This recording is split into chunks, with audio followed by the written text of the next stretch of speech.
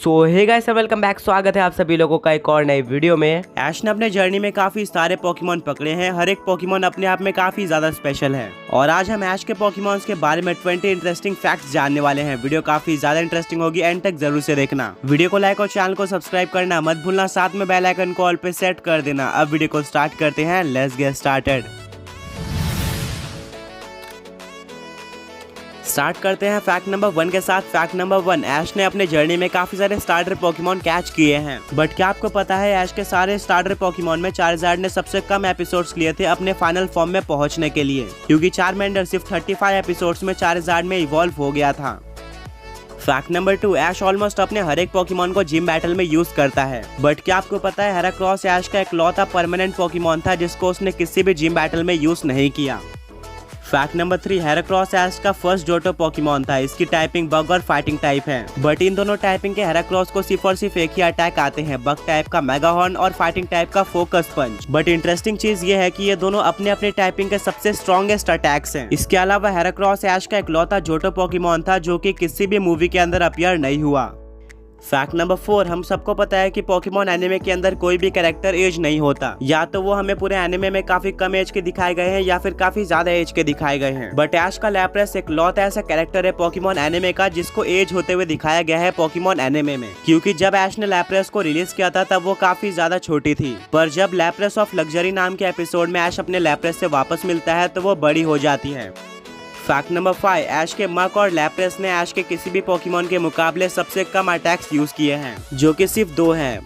Fact number 6, ऐश अपने सारे Pokemon को या तो रिलीज कर देता है या तो प्रोफेसर ओक के लैब में रख देता है। बट क्या आपको पता है इन सारे पोकेमोन में सबसे ज्यादा एपिसोड्स के लिए कौन सा पोकेमोन ऐश के टीम में रिटर्न आया था? तो वो पोकेमोन है डॉनफैन, जिसको ऐश प्रोफेसर ओक के लैब में रख देता है, पर वो दोबारा आके 59 एपिसोड्स के लिए ऐश के टीम में रहता है। फैक्ट नंबर 7, आपको पता होगा ऐश का सेप्टल हमेशा अपने मुंह में एक स्टिक रखता है। वेल ये चीज 1960 से लेकर 1970 के बीच में काफी ज्यादा पॉपुलर थी जापानीज मांगा और एनिमे में, जहां पर एक गैंग लीडर या फिर बॉस अपने मुंह में एक ट्विग या फिर स्टिक रखा करता था। फैक्ट नंबर 8, आपको ये तो पता होगा कि ऐश के ऐसे काफी सारे पोकेमोन है जिनको पहले किसी और ट्रेनर ने पकड़ा था, बट इनफर्नेप ऐश का इकलौता ऐसा पोकेमोन है जो कि पहले ऐश के एक राइवल का पोकेमोन रह चुका है। फैक्ट नंबर 9, क्या आपको पता है क्रोकोडाइल ऐश का इकलौता डार्क टाइप पोकेमोन है जिसको उसने कैच किया था, क्योंकि स्क्रैगी ऐश को एक्स से मिलता है, वहीं पर फ्रोकी और लिटन को इवॉल्व होने के बाद डार्क टाइपिंग मिलती है। वहीं पर ऐश ने क्रोकोडाइल को क्रोकोरॉक के फॉर्म में पकड़ा था, जो कि ऑलरेडी एक डार्क और ग्राउंड टाइप का पोकेमोन है।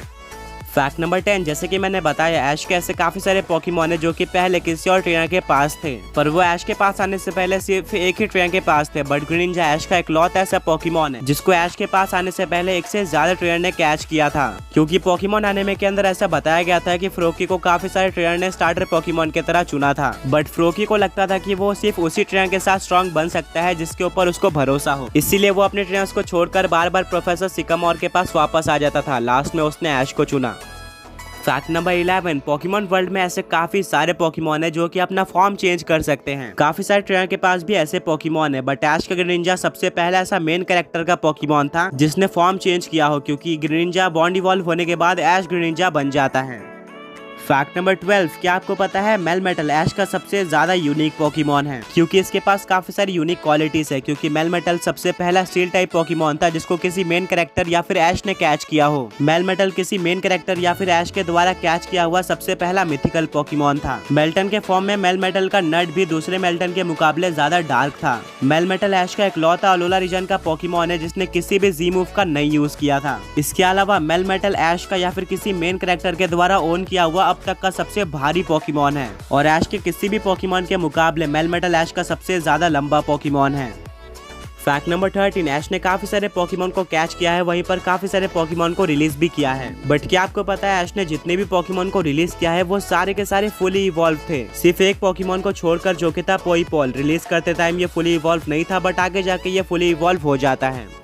फैक्ट नंबर 14, अभी तक ऐश ने कोई भी इलेक्ट्रिक टाइप पोकेमोन नहीं पकड़ा है पिकाचू के अलावा। इसी तरह से पिकाचू के अलावा अभी तक ऐश के किसी भी पोकेमोन ने इलेक्ट्रिक टाइप अटैक का यूज नहीं किया है, सिर्फ एक पोकेमोन को छोड़कर, वो है नागानाडेल। इसने थंडरबोल्ट का यूज किया था अलोला रीजन में।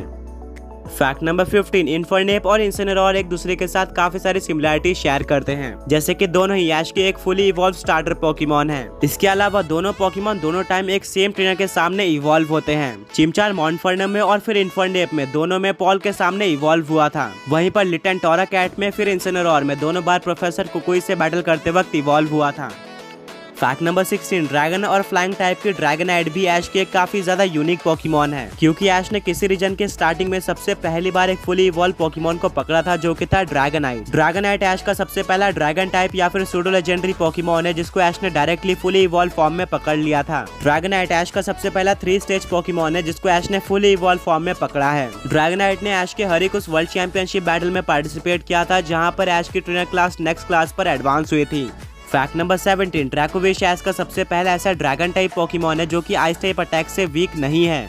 इसके अलावा ड्रैकोविश ऐश का सबसे पहला ऐसा पोकेमॉन भी है जिसने किसी चैंपियन के पोकेमॉन को डिफीट किया हो, क्योंकि ट्रैश ऑफ द टाइटन्स नाम के एपिसोड में ऐश के ड्रैकोविश ने आइरिस के ड्रैगनाइट को डिफीट किया था। और हाँ, ड्रैकोविश ऐश की जर्नी का लास्ट पोकेमॉन है जिसको उसने कैच किया था।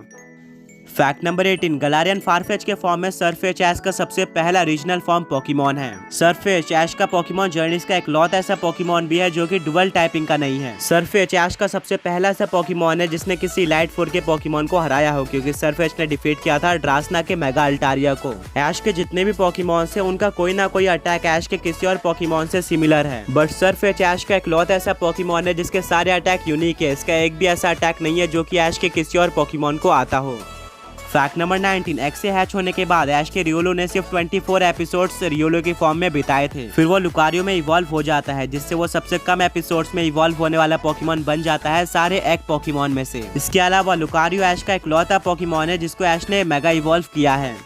और फाइनली फैक्ट नंबर 20, प्राइमेप ऐश का एक फाइटिंग टाइप पोकेमॉन है जेन 1 कैंटो से। ये ऐश का सबसे पहला फाइटिंग टाइप पोकेमॉन था। प्राइमेप ऐश का सबसे पहला ऐसा पोकेमॉन भी है जो कि ऐश के पकड़े जाने से पहले ऑन स्क्रीन एपिसोड के अंदर ही इवॉल्व हो गया था, जिसके बाद ऐश इसको प्राइमेप के फॉर्म में पकड़ता है। ऐश ने काफी सारे पोकेमॉन को रिलीज किया है, जैसे कि बटरफ्री, पिजियोट या फिर लैप्रेस। पर पोकेमॉन एम टू बी या पोकेमॉन मास्टर सीरीज के एंड तक ऐश का हर एक पोकेमॉन रिटर्न आ गया था, सिर्फ एक पोकेमॉन को छोड़कर, जो कि है प्राइमेप, जिससे प्राइमेप ऐश का इकलौता ऐसा पोकेमॉन बन जाता है जो रिलीज होने के बाद ऐश के पास एक भी बार रिटर्न नहीं आया। इसके अलावा अगर हम फ्लैशबैक को इंक्लूड ना करें तो प्राइमेप ऐश के बाकी पोकेमॉन के मुकाबले सबसे कम एपिसोड्स के लिए अपीयर हुआ है, जो कि सिर्फ 2 हैं। वेल तो गाइस, यही था आज के इस वीडियो में। अगर आपको वीडियो पसंद आई है तो लाइक करना मत भूलना, साथ में चैनल को सब्सक्राइब करके बेल नोटिफिकेशन को ऑल पे सेट कर देना। एंड दोबारा मिलेंगे एक और ऐसे ऑसम वीडियो के साथ। Until then, peace out.